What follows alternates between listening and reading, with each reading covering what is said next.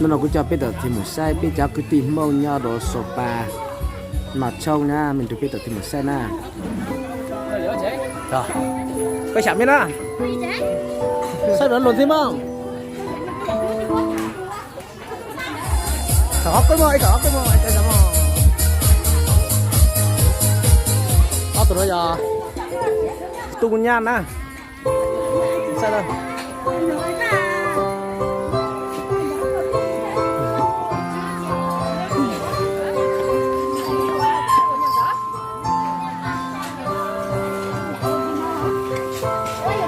tụi nó bù tái ô chụp bao cỏ lại这是泡面菜的，就像那这样子，这是泡的哈。这下面你抱着呢。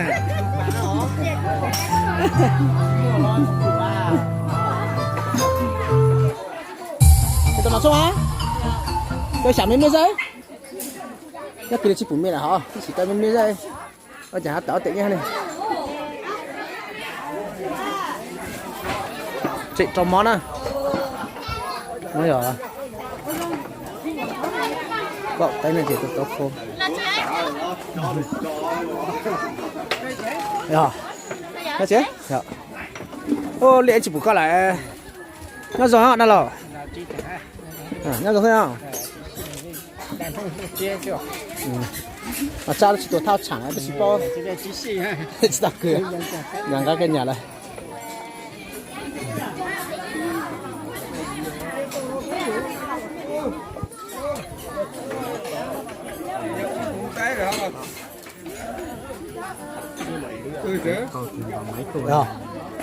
Ô, để đá chỉ bù lại khẩy đó, một số. Đó một đó nó là gì hả? Trời ơi, đó thì nó to rồi. Nó thì mà rõ. Rồi. Cái mấy chả đấy, đâu? Cái chả? Bắn bay nó. Thịt bay đi. Cái đó là của ốc không? Ốc này, ốc một chứ, ốc này.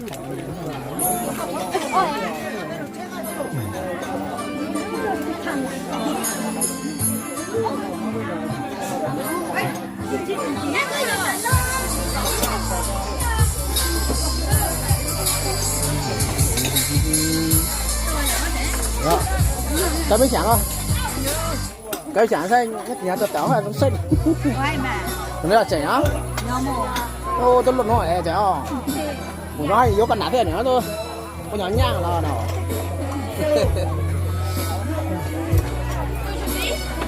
Dạ. Đi lên trong này áo trộn là dạ không?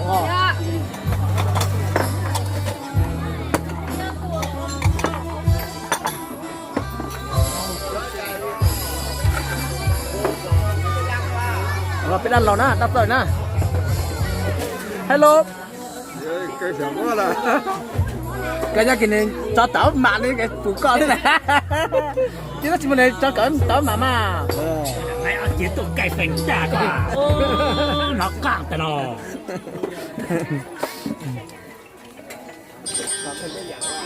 Còn đó dầu thì không phải khát tù đấy.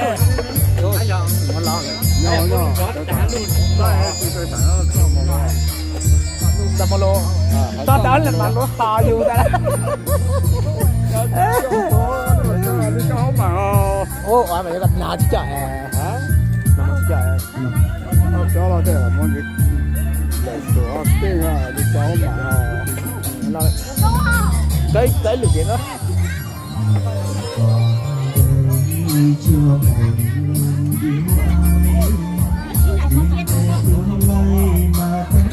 Tôi cho tí. Dạ.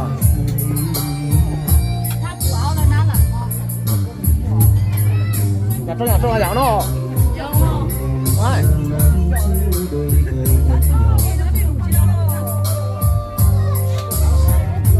Đây phụ mua cái nè. Có đó cái nè.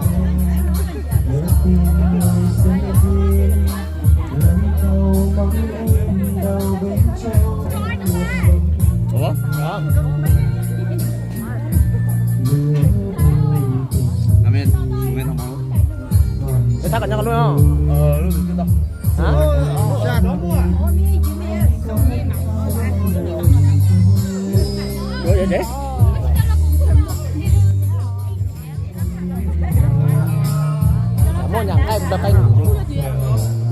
làm đại canh đa năm món nè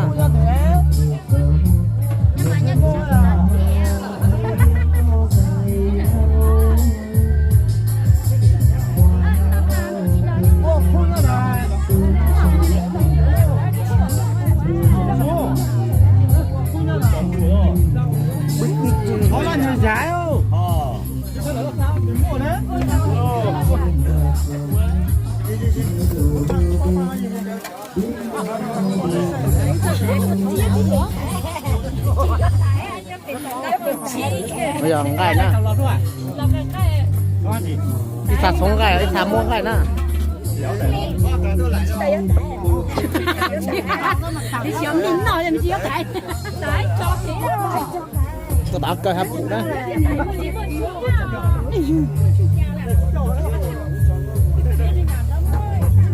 nó dọn gai cay gai cay nào ơi thằng nó nè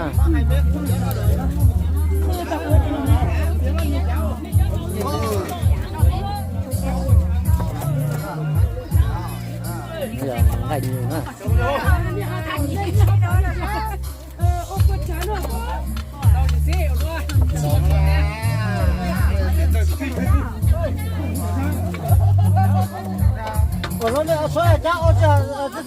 đi mua sập ba chị có tung thà chị nhà trâu nhà ít trồng món á nhà mua nhặng cây cho một cho nhà trồng món á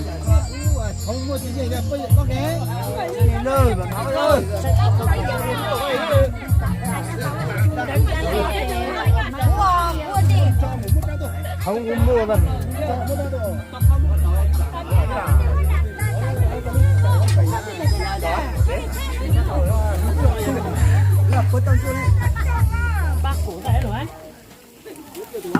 biết tụi nó giờ biết tụi ông chích can á muông gai giờ bên mặt sông nè được đó cung cành chun lá thì sao đó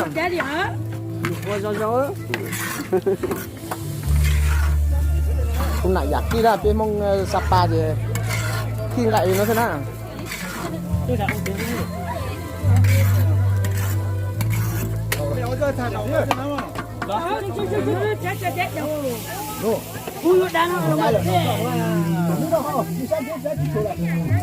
là cái con chuối đấy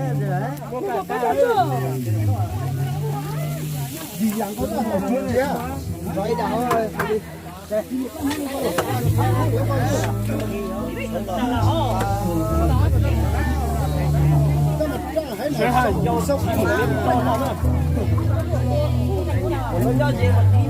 cô chị hồi lệ đó đó Cô nó chỉ xe cả đấy. cô chị sáng hết nè tận á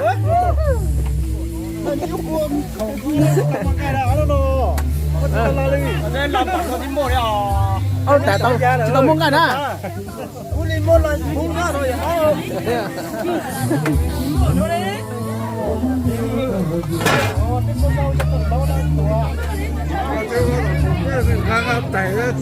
ôi à chạy mò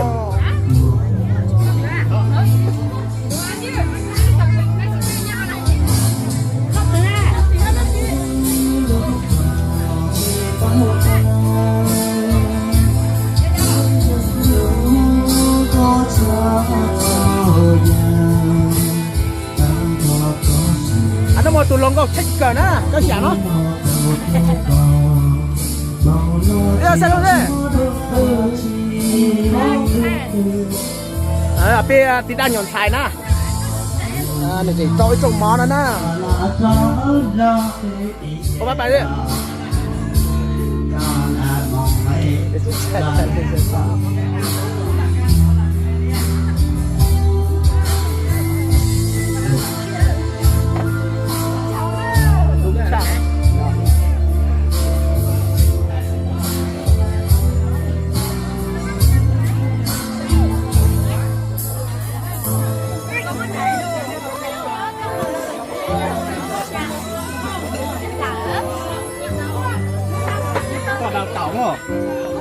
Ta chỉ là cho số giờ tỏi thôi thì mua tỏi ấy.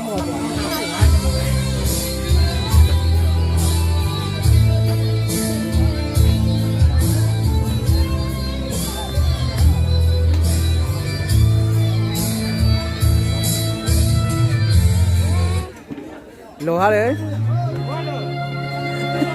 lúa hả đấy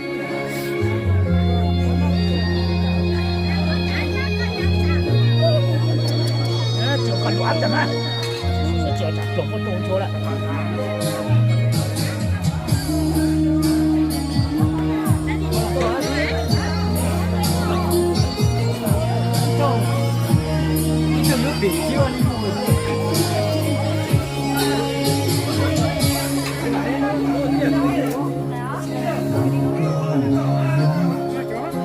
Tao mấy chán alo à lọc ra thêm mà con này là cô tôi nọ chốc thế nè đi con nọ chốc trong cha nè tao nó nè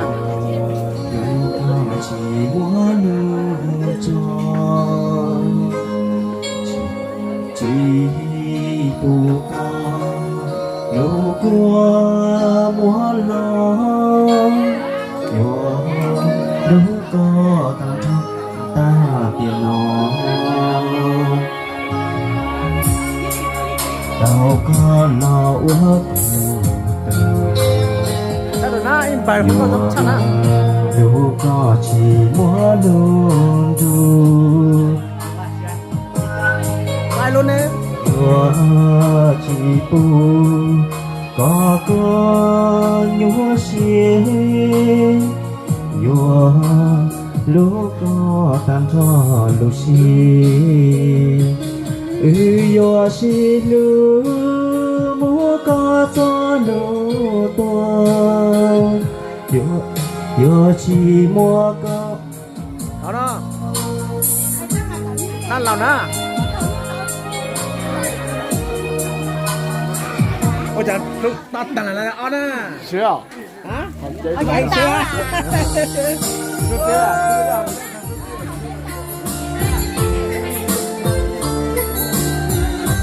đi chưa khi chưa một người yêu ai đến về tương lai mà vẫn yêu sâu rộng đường dây đây là nó nè nó đan lầu nè biết đan lầu bày em chưa lớn mày nè đôi vai vẫn màu chưa tao xí chơi chứ cô chỉ tao nằm mà chị trong máu giúp tay giờ chứ chứ tay nhiều đô đó to mà ô nhớ rồi nhá to hấp lố tôi này tôi dù tay giờ xem nào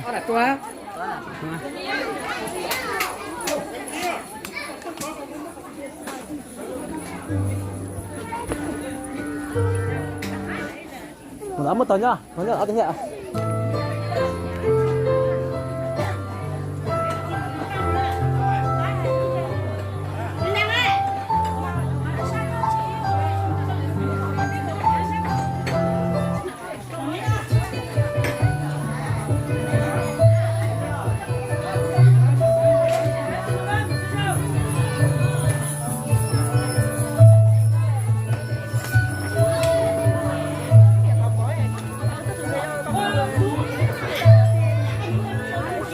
để cho ít trồng nó sẽ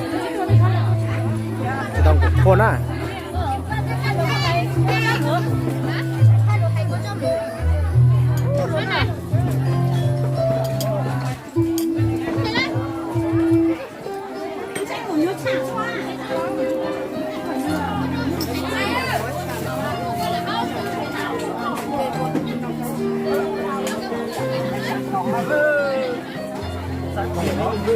đó có nhé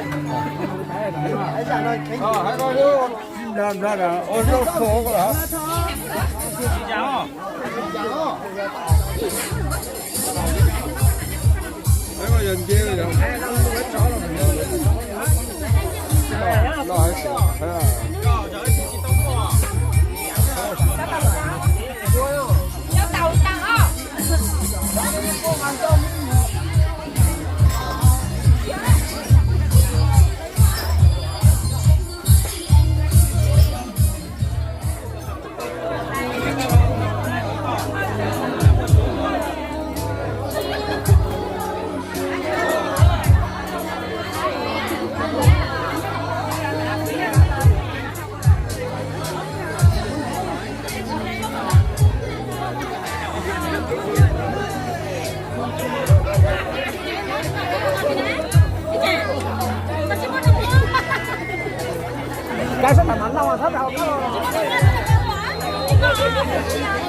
sao đâu mà tao nào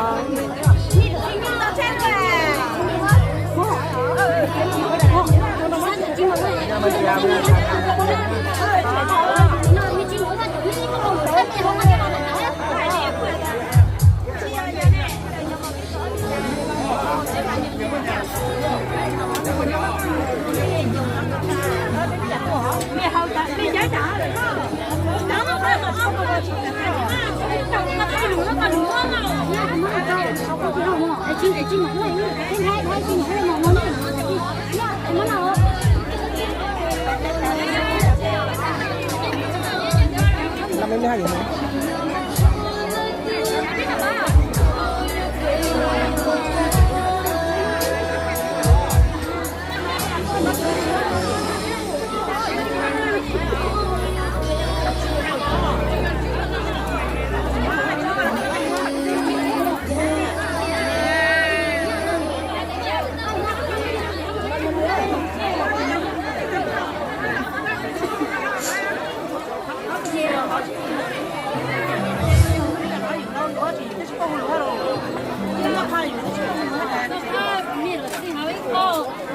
rồi lên thôi không tôi sạc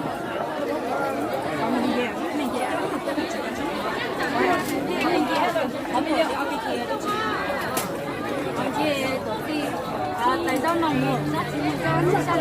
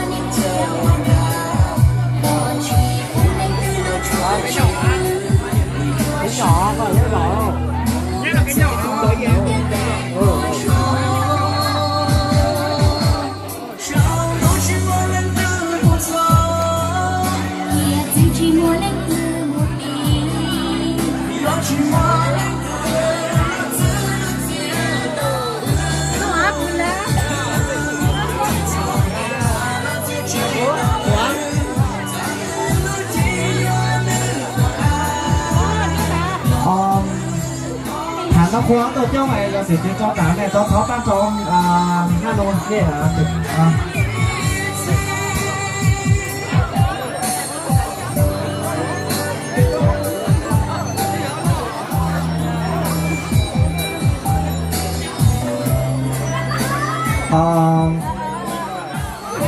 vấn đề ở do ở tiền thì nhá họ chỉ để là đầu tiên cho áp để sang thì đại thể nó có cho nó không phù hợp được chưa anh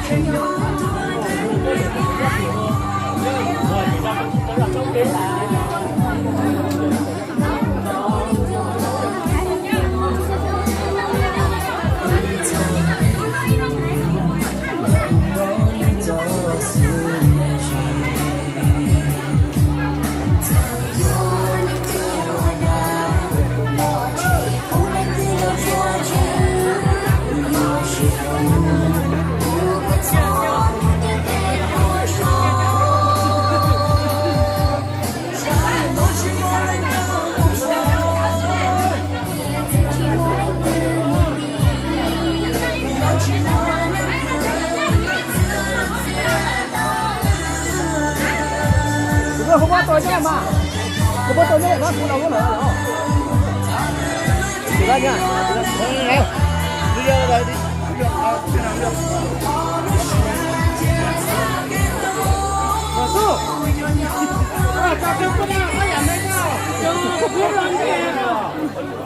thay giảm này mà hả chưa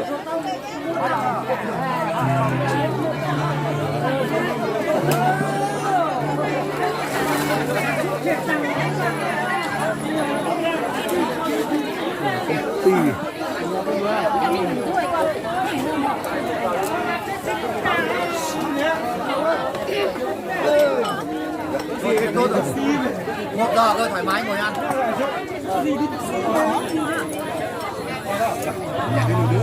công ty nhá. Hello, xin chào. Chào đại gia đình. Rất vui được tới tham gia ăn cỗ cùng gia đình. Vâng, ok. Rất tuyệt vời. Vâng, rất cảm ơn. Mỗi chỗ để xe thì bố để mất tuổi. Đấy à? Không bị một đống kia chứ này đâu từ nhà. Em mất dầu à hả? Đúng không? Đấy,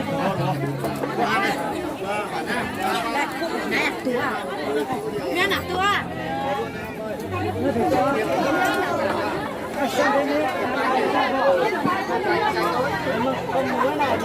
quay đấy đúng rồi. Nó sẽ cho cô chết cho. Chết rồi. Nó có bố bổng tăng của cô. Còn chúng nó có tôi bắt tôi cho thế hả? Còn chứ hai cái nó sắp nữa rồi. Còn biết còn chứ hai cái đó là làm nó đi.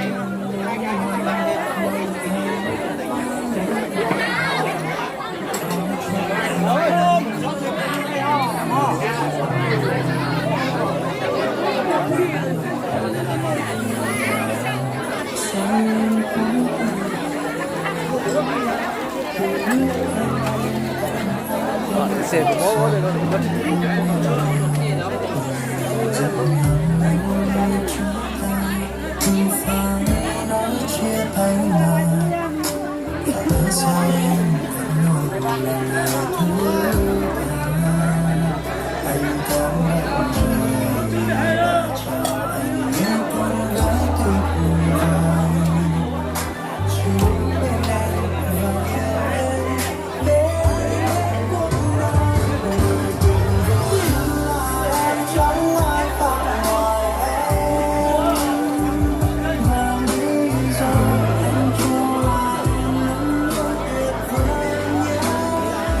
đã được ăn nó bắt đầu nó ra thì ô thật thử ăn đấy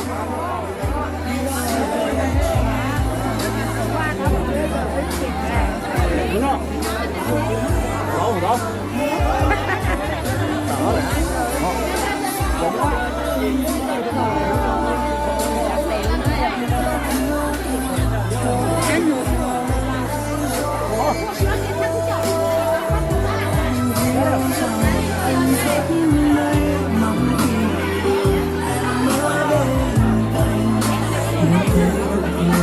tao hát một cái nốt tao muốn